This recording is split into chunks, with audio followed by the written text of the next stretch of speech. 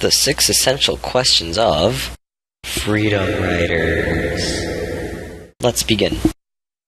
What were the Freedom Rides of 1961? The Freedom Rides of 1961 had black and white people getting in buses and riding over the border into the Southern Territory, where segregation on public transportation was legal. When was the idea of a Freedom Ride first considered? In 1947, members of the Congress of Racial Equality organized and went through with a ride over the southern border, but there was no confrontation with anyone from the South, proving it to be relatively ineffective. Who were some major figures related to the rides? There were 2 black men that made these rides very widely known. These were John Lewis and Bernard Lafayette, who made a bus ride home from their college in Nashville a daily routine.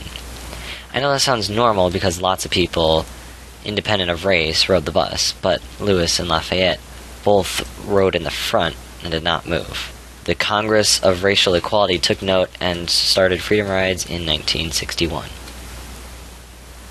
Where were some places that the Freedom Riders, get this, rode to?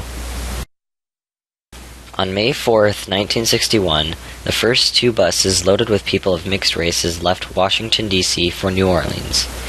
When they got to Rock Hill, South Carolina, however, violence broke out.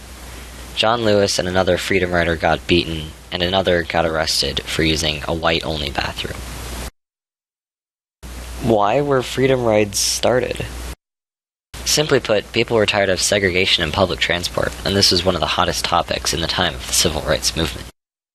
How did this impact segregation laws? Freedom Rides led to the end of segregation in public transportation, one step closer to racial equality.